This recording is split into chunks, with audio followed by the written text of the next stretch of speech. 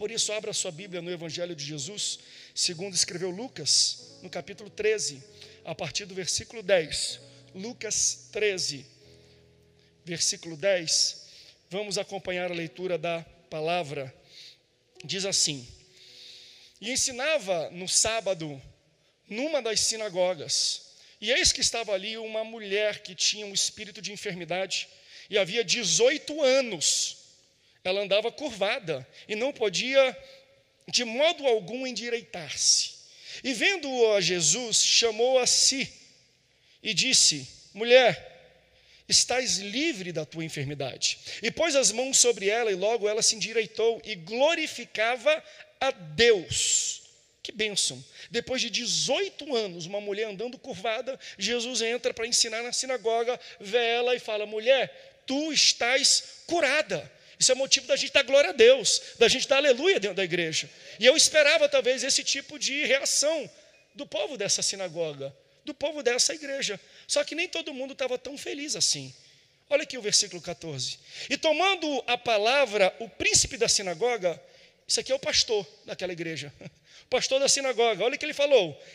Indignado, porque Jesus curava no sábado, o pastor da igreja disse assim à multidão: 6 dias há em que é mister trabalhar, nestes, pois, vinde para serdes curados, e não no dia do sábado. E respondeu-lhe Jesus: porém, o Senhor disse: hipócrita, no sábado não desprende da manjedoura cada um de vós o seu boi, o jumento, e não leva ele para beber? E não convinha soltar desta prisão, no dia do sábado, esta filha de Abraão, a qual há 18 anos Satanás tinha presa? E dizendo ele isto, todos os seus adversários ficaram envergonhados. E todo o povo se alegrava por todas as coisas gloriosas que eram feitas por ele. Uau! Se você ama a Bíblia, diga: eu amo a palavra de Deus. Eu não acabei a leitura ainda não, mas deixa eu abrir um parêntese aqui. Jesus, ele conhece o nosso pensamento. Ele conhece as nossas intenções. Então, quando Jesus entra nessa sinagoga para ensinar, ele vê uma mulher que está enferma há 18 anos. E ele cura essa mulher. Só que os religiosos hipócritas daquela igreja, daquele local, ficaram indignados porque Jesus fez isso no sábado. Mas Jesus bem sabia que eles também faziam trabalho no sábado. Quando eles voltavam para a casa deles, soltavam seus bois para comer no pasto, para tomar água, para alimentar. Então, Jesus, sabendo o que eles faziam, sabia que aquilo era hipocrisia. Então, ele falou: que negócio é esse? Com espanto. Você está reclamando de mim por trazer cura, por abençoar uma mulher no sábado? Aqui Jesus está falando para pessoas que valorizam a tradição acima dos crentes. Valoriza a tradição acima da vida humana. E aí Jesus veio mostrar que ele quis trocar essa ordem de fatores. Jesus veio para valorizar o humano acima da tradição. Isso acontece não só com Jesus, isso acontece muito com a igreja. Com o apóstolo Pedro, por exemplo, em Atos capítulo 9. Dorcas ou Tabita, uma mulher que fazia muitas obras, era uma mulher abençoada da igreja, ela morre. E aí levam ela para uma casa e colocam ela no quarto alto, no segundo andar de uma casa. E eles têm esperança que ela pode ser curada. Então eles chamam o apóstolo Pedro falando: olha, ela morreu, corre para cá, porque nós esperamos ainda que algo possa acontecer. E você sabe que numa casa de um hebreu naquela época existe um protocolo, existe uma tradição quando você adentra o recinto da residência de alguém. Quando você entra na casa de alguém, primeiro tem uma bacia com água e tem uma toalha. Você precisa primeiro lavar os pés, depois pegar a toalha, secar os pés, depois você bebe uma água que eles te servem, depois você se alimenta ou come de algo que eles te oferecem. Se é numa casa de status um pouco maior, além de lavar os pés, eles também ungem o pé de você. Só que quando Pedro chega nesse local, nesta casa, ele quebra os protocolos e a tradição, e ele entra correndo para o quarto alto, porque lá tem uma moça que está morta. Ele quebra todas as tradições e protocolos que ele conhece nesse momento, porque a urgência do quarto alto faz com que a tradição da sala se torne irrelevante. A tradição da sala, ela perde o seu significado e a sua importância diante da urgência de pessoas que estão morrendo. Eu posso pregar isso como um pastor para essa igreja? Eu posso ensinar isso para você? Isso aqui aponta para os dias de hoje. A gente tem que ter muito cuidado, porque às vezes a gente está olhando muito para a tradição da sala e está esquecendo que nesse mundo muitas pessoas estão morrendo. Então a gente fica debatendo coisas que são irrelevantes para aqueles que estão à beira da morte. Enquanto pessoas estão morrendo, nós estamos ainda falando de toalha, nós estamos falando de água, nós estamos falando de lavar os pés, enquanto existem pessoas no quarto alto precisando do alimento da nossa oração, da nossa palavra, para que eles tenham vida, para que eles ressuscitem. Aleluias! Não vamos gastar muito tempo com a tradição da sala enquanto houver gente morrendo. Quer ver eu dar um exemplo para você? Quando nós ainda estávamos fazendo os batismos aqui em Águas. E antes da pandemia, Deus deu um sopro e a gente começou a batizar crianças que estavam dispostas e se dispuseram a se batizar nas águas. Estou falando de crianças com 10 anos de idade. Com 9 anos de idade, que tinham uma convicção que elas poderiam seguir a Cristo e poderiam proclamar isso publicamente. Então nós batizamos essas crianças, cheias do Espírito Santo, com testemunho dos seus pais, da igreja. E aí eu peguei e nós postamos nas redes sociais. Aí as pessoas, ao invés de falar, glória a Deus, Deus está levantando e batizando criança. Olha que avivamento, Deus está usando as crianças, que bênção, que glória. Não, as pessoas entravam e falavam, a Assembleia de Deus não é mais a mesma. Porque até onde eu sei, a sã doutrina, quero entender que sã doutrina é essa que eu não vejo na Bíblia. É só de 14 anos para cima. Como é que vocês batizam crianças? Daí, no mesmo dia, eu lembro que eu coloquei uma foto na rede social que viralizou em um monte de site, de um irmão que estava com uma sonda ainda, ele estava na UTI. A sua família falou, pastor, ele está muito mal, mas o sonho dele é se batizar nas águas. E a gente conseguiu a liberação, assinou o termo de responsabilidade, porque a gente quer tirar ele da UTI, trazer para ele ser batizado nas águas, e ele vai voltar direto para a UTI. Falei, eu batizo. Chegou aqui, eu batizei esse irmão, com a ajuda de alguns pastores. Ele estava com a sonda aqui, eu postei nas redes sociais. Uma das imagens mais bonitas que eu já vi na minha vida. Ele saiu daqui, voltou para a UTI. Uma semana depois, ele foi recolhido pelo Senhor. Sabe o que as pessoas postaram? Ao invés de falar, glória a Deus, que ato de sacrifício, que coisa linda, pastor, olha como Deus faz. Falava assim, o que está acontecendo com a Assembleia de Deus? Estão batizando em piscina. Onde é que está o tempo onde batizávamos em rios e lagos, ou então no batistério? Eu nunca vi igreja batizar em piscina.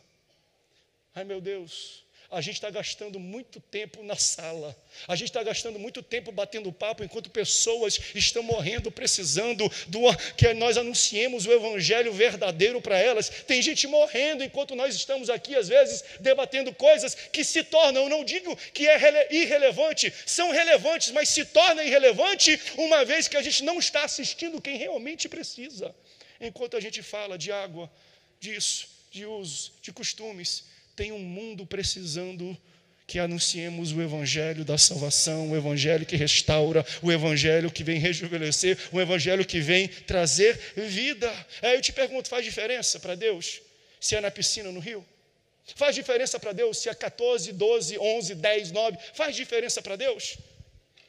Ei, Deus está falando para a nossa igreja, sobe, não gasta tempo na sala não, sobe, porque eu tenho alguém que precisa ouvir a tua mensagem no quarto alto, sobe, não fica com essas conversas aqui embaixo não, vai para cima, porque eu te chamei para subir, eu te chamei para resgatar pessoas. André, vocês não foram chamados para levantar quem está em pé, vocês foram chamados para levantar quem está caído e morto. Essa é a missão da nossa igreja. Sobe igreja, sobe igreja, sobe igreja, porque existem pessoas esperando a sua mensagem. Não fique preso com a tradição da sala, enquanto existe gente morrendo no quarto alto.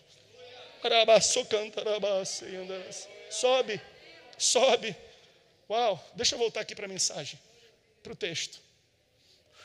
Muito lindo isso. Então Jesus, ele entra, e ele se encontra nesse mesmo contexto. Ele chega, e ele cura uma mulher que está curvada há 18 anos.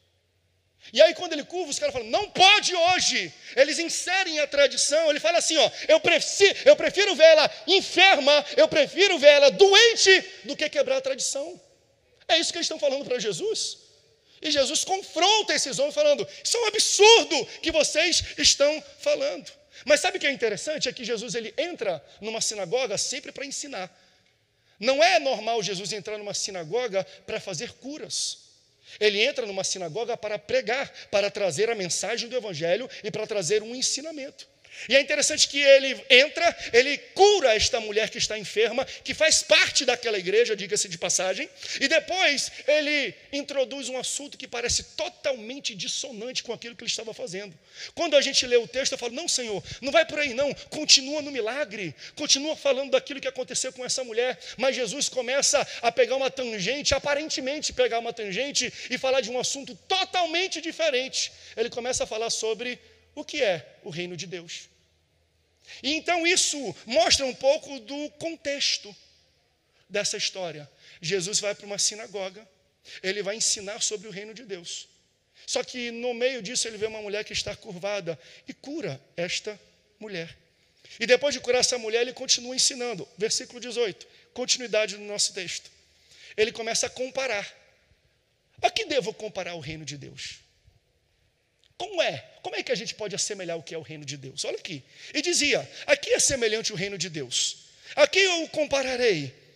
É semelhante ao, versículo 19, agora, 19.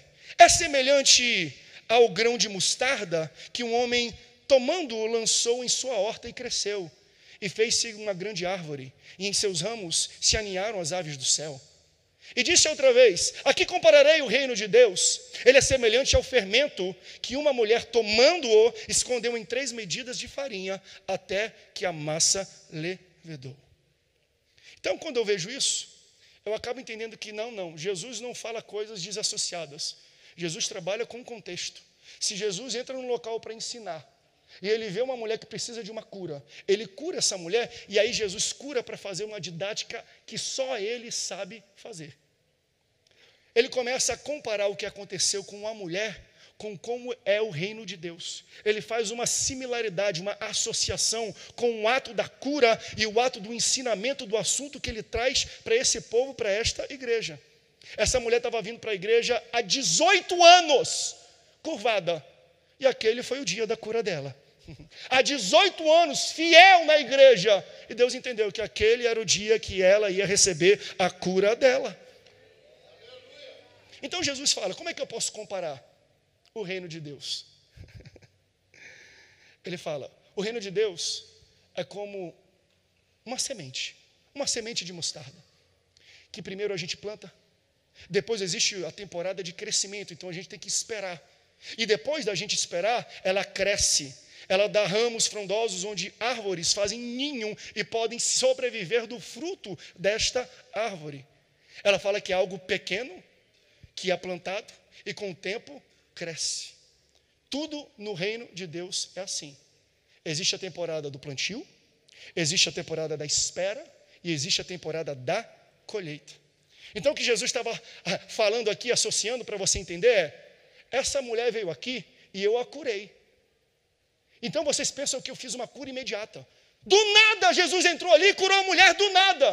Aí Jesus está falando, não, o reino não funciona assim. Eu não curei essa mulher do nada.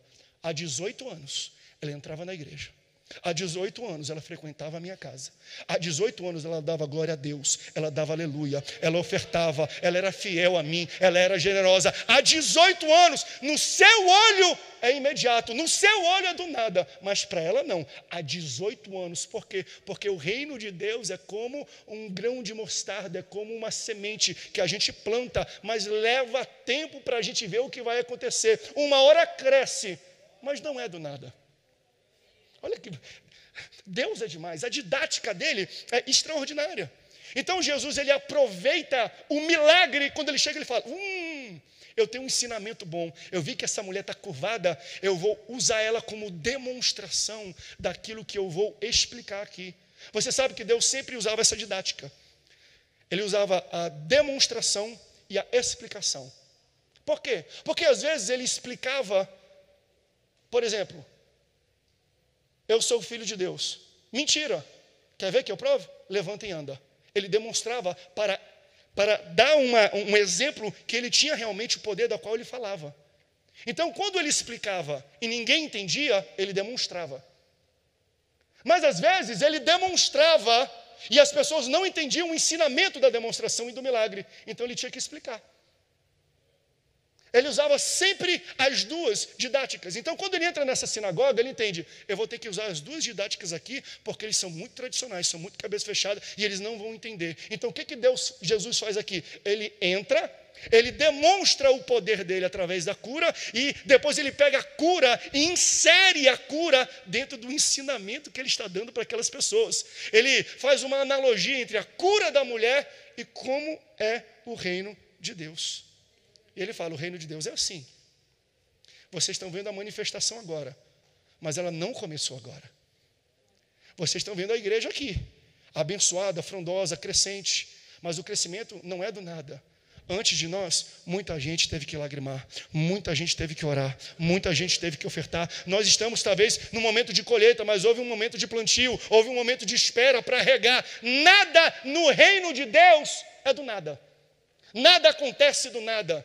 Sempre haverá um tempo de plantio, um tempo de espera e um tempo de colheita.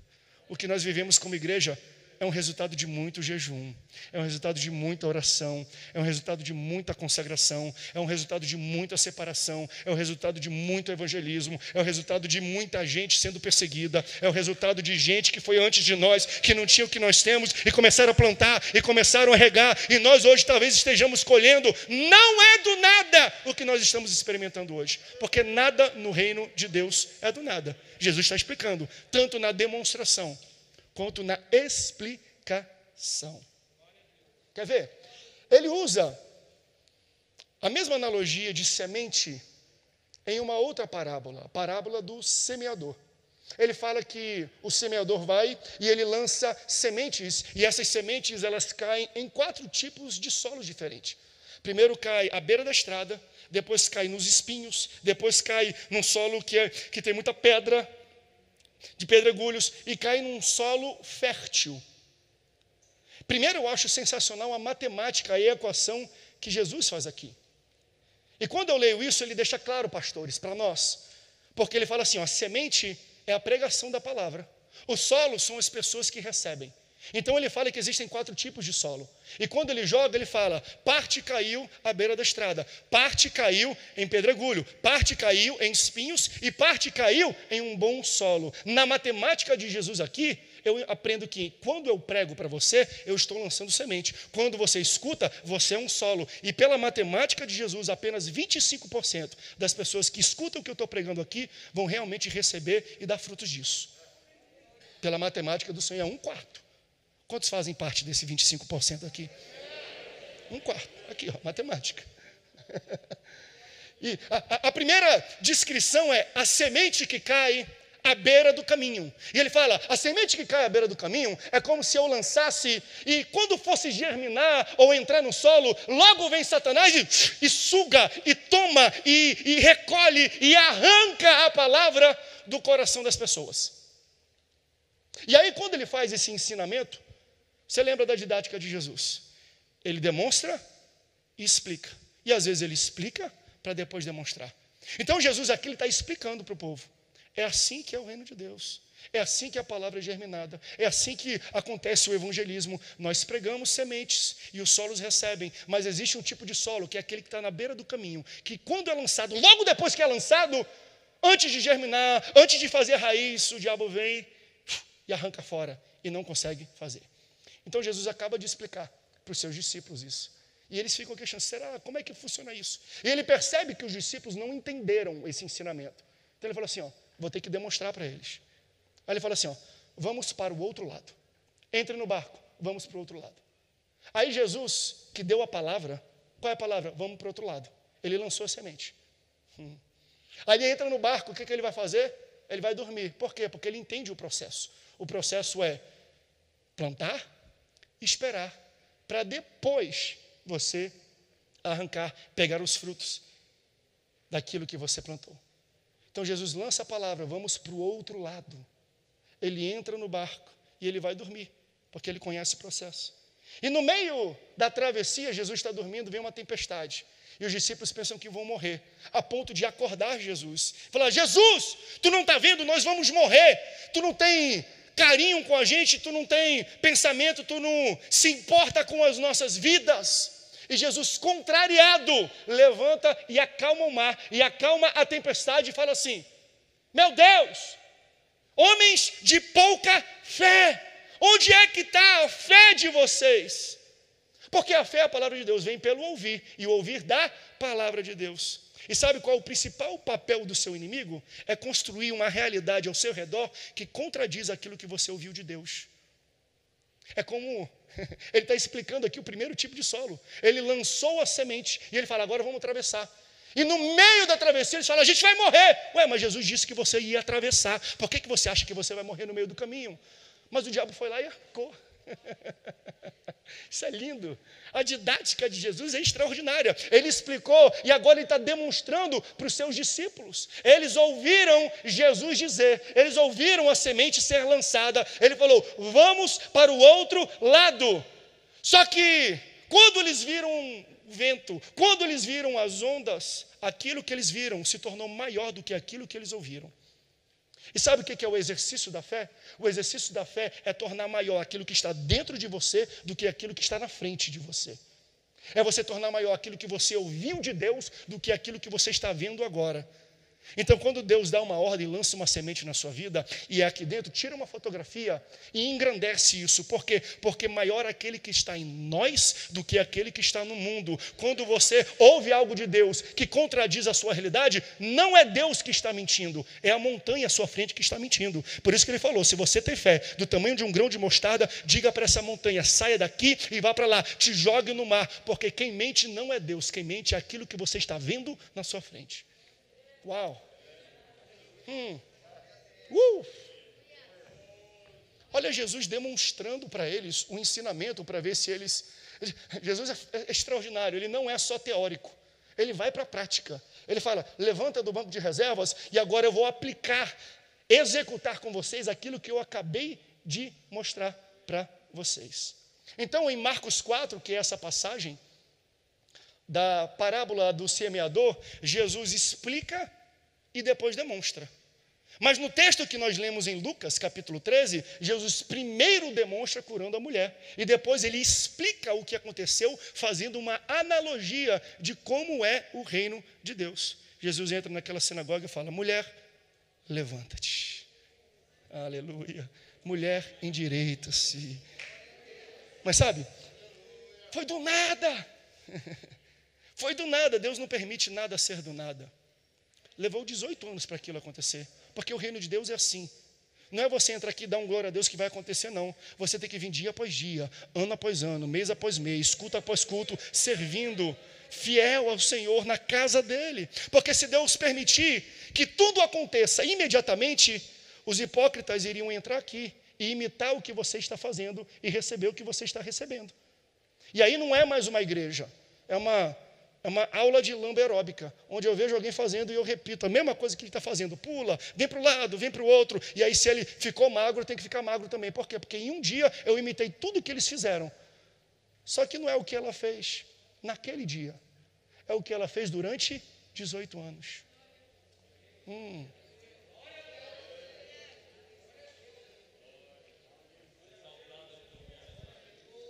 Se tudo é só dar um glória a Deus, um aleluia, vem para a campanha da porta aberta, 7 domingos e você vai receber a cura. Não é 7 domingos não, foram 18 anos indo para a igreja. Pode acelerar o processo, pode trazer mais fé? Até pode, mas não é simples assim não. Não são os 3 passos para a cura, não é assim que funciona no reino de Deus. No reino de Deus é como uma semente que você planta. E depois de plantio, existe o tempo da espera. E depois do tempo da espera, vai crescer a árvore até ter galhos fortes e dar o fruto que você tanto espera. Se a gente entendesse que fosse imediato, hipócritas entrariam aqui e eles iam fazer o que você faz, para receber o que você recebeu, sem pagar o preço que você pagou. Tem que ter preço. É relacionamento. Leva tempo. Por que eu estou falando isso? Porque a gente vem pregando sobre isso. E às vezes você pode ter a ideia que, não, é entrar lá e é a gente pular, é a gente quebrar o vaso, é a gente fazer a maior adoração e vai acontecer tudo. Calma, existe um processo. Você pode iniciar através disso. Mas o reino de Deus, Jesus está explicando aqui, é assim. É como se fosse uma conta bancária que você vai depositando, até chegar na maturidade financeira e aquilo tudo foi liberado diante de você. Você tem que acumular capital. Você tem que encher o balde, devagarzinho, dia após dia. Você vem no culto, você enche um pouco. Da sua oferta, você enche um pouco. Aí passa um dia, uma semana, um mês, um ano, 10 anos, 18 anos. O reino de Deus não se resume ao dia que aquela mulher levantou. Muita gente prega isso. Como é que é a igreja, como é que é o reino de Deus? Aí você entra aqui e a mulher que estava curvada levanta. Não. O que o Senhor está falando é, isso também faz parte do reino de Deus. Mas não esqueça dos 18 anos de fidelidade que ela serviu na casa. O reino de Deus não se resume ao milagre instantâneo, se resume aos 18 anos de fidelidade e de plantio e poupando até que ela atingisse a maturidade para receber o milagre em um dia. Não tem aquele hino? Se Deus fizer, Ele é Deus. Se não fizer, Ele é Deus. Se a porta abrir, Ele é o quê? E se fechar? Isso é reino de Deus. Não se engane pensando que é só quando a mulher encurvada levanta. Não. O reino de Deus é você estar no chão, é você estar quebrado e você vem para a igreja. É você estar ruim financeiramente e você oferta. É você estar com as emoções quebradas e você dá glória a Deus e aleluia. É você estar triste e arrebentado por dentro e vir aqui falar, Senhor, eu te louvo, eu me alegro na tua presença. Isso que é reino de Deus. Vai enchendo o balde, vai adicionando, vai acumulando. O reino de Deus é um acúmulo de capital. A gente tem que colocar para depois sacar. Que é isso, pastor? O senhor está falando que o reino de Deus é banco? Não é banco. Porque banco trabalha com o seu dinheiro. Deus não precisa do seu dinheiro. Ele é o dono do ouro e da prata. Mas Ele quer ver qual é a sua fidelidade. Ele quer curar você. Ele quer trabalhar nos nossos corações. Mas entenda, não é imediato. Não é de um dia para o outro. Talvez a gente julgue uma pessoa que chegou aqui, já foi abençoada e eu não fui. Você não sabe os 18 anos que ela passou curvada, os 18 anos que ela passou de joelho no chão, os 18 anos de sofrimento, de choro, de lamento dentro da sua casa. O reino de Deus não se resume a um dia, mas a 18 anos na vida desta mulher. Para mim o reino de Deus, e aqui estou chegando ao final, pode subir, pessoal. O reino de Deus, ele é como um parque aquático. Eu há 3 semanas atrás, eu peguei o meu filho que estava fazendo 1 ano, a gente foi para um parque aquático aqui perto. E eu vi algo que eu achei extraordinário. Existia um brinquedo de águas e tinha um cano que ia enchendo, um balde gigantesco, é quase uma caixa d'água. E aí ia enchendo. E conforme ia enchendo, ele começava a tombar devagarzinho. E aí as crianças que estavam abaixo ali, saíam correndo para quando tombasse, elas fossem encharcadas, caísse a água sobre a vida delas. Então a água ia completando. Um balde gigantesco. E aí o balde ia fazendo assim, ó, devagarzinho, dia após dia, louvor após louvor, oração após oração, fidelidade. Senhor, está duro hoje, mas eu vou para a igreja. Senhor, está muito difícil, mas eu vou para a igreja. Senhor, não estou aguentando, mas eu vou para a igreja. E você vai adicionando água dentro desse balde, você vai acumulando dentro desse balde, e daqui a pouco ele vai dobrando assim, ele vai pendendo para cá, até que cai sobre você as ricas bênçãos, a cura, a prosperidade, a resposta de Deus. Entenda, é tudo cumulativo, não é do dia para a noite. Aprenda isso. Isso é maturidade cristã. É saber que eu preciso acumular para um dia recair sobre mim tudo aquilo que eu coloquei diante de Deus. E aí o balde cai assim, e encharca as crianças, e cai sobre a vida dessas crianças. Hoje eu creio que Deus está fazendo isso na vida de alguém. Sabe por quê?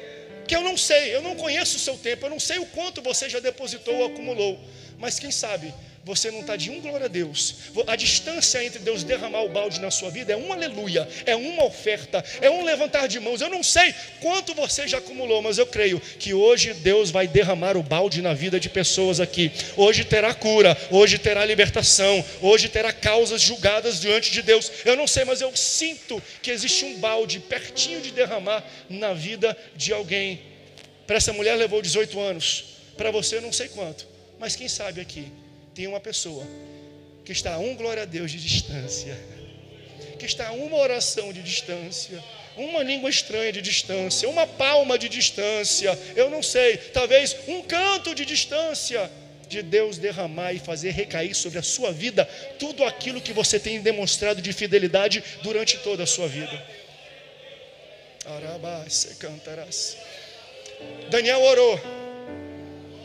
Aí um dia ele resolveu, vou jejuar durante 21 dias.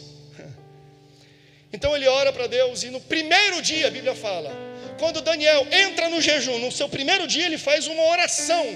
E Deus responde a oração de Daniel no primeiro dia do jejum. Não foi quando fechou o jejum, não. Ele já tinha acumulado muita coisa no primeiro dia. Mas a palavra de Deus fala que quando o anjo vinha trazendo a resposta de Daniel, ele ficou engatado numa guerra espiritual nas regiões celestiais. Então ele orou, Deus falou assim, ó, leva a bênção para Daniel, leva a bênção para Maria, leva a bênção para o Ricardo, leva a bênção para o Salvador, leva a bênção para Leila, leva para ela a bênção. Na primeira oração, aí fala que ficou retido no mundo espiritual, até que ele jejuou. E no 21º dia de jejum, ele foi acumulando, ele foi enchendo o balde, ele foi acumulando. Quando chegou 21 dias de jejum, e Deus viu o acúmulo e falou assim, não tem mais como segurar, não aguenta mais nenhuma gota. Ele envia um arcanjo de guerra, ele envia Miguel, ele rompe com as estratégias, com as milícias do inferno, e ele faz chegar a bênção de Daniel nas mãos dele. Sabe o que eu acredito? Que às vezes a gente está vivendo situações assim, de pessoas que estão há anos orando e buscando a Deus por um milagre e por uma resposta. E às vezes a gente está a uma oração de distância, a um glória a Deus de distância. Sabe o que Deus estava ministrando ao meu coração? Talvez essa noite Deus vai derramar sobre a vida de alguém não só uma bênção, mas 30 anos de pedido de oração. Sabe o que é isso? Uma enxurrada. Sabe quando quebra a barragem? Eu acho que hoje Deus vai romper a barragem na vida de pessoas aqui, e você não vai receber só uma bênção, não. 30 anos de oração que você não recebeu, é hoje que Deus vai derramar esse balde na sua vida. Deus vai romper, e quem sabe tem famílias aqui, fica em pé, dá um glória a Deus, que eu acho que hoje Deus está esperando um glória a Deus diferente, um aleluia, uma adoração diferente. Deus está esperando algo, porque Ele está a um glória a Deus de distância, a um pulo, a um aleluia, a um sapateado, a uma língua estranha de te responder. Tem gente que já está orando há 10 anos aqui, 15 anos aqui, tem gente aqui que ora há 20 anos. Eu creio que hoje Ele vai romper e você vai receber 20 anos de resposta, 20 anos de fidelidade, 20 anos de generosidade, 20 anos na casa de Deus irão recair essa noite sobre a sua vida. Você pode abrir a sua boca e louvar? Porque todo aquele que invocar o nome do Senhor será salvo. Como, pois, invocarão aquele em quem não creem? E como crerão naqueles de que não ouviram? E como ouvirão, senão a quem pregue? E como pregarão, se não forem enviados? Como está escrito, quão formosos os pés dos que anunciam o evangelho de paz, dos que trazem alegres novas de boas coisas. Mas nem todos têm obedecido ao evangelho, pois Isaías diz, Senhor, quem creu na nossa pregação? De sorte que a fé é pelo ouvir, e ouvir pela palavra de Deus. Romanos capítulo 10, versículo 13 ao 17.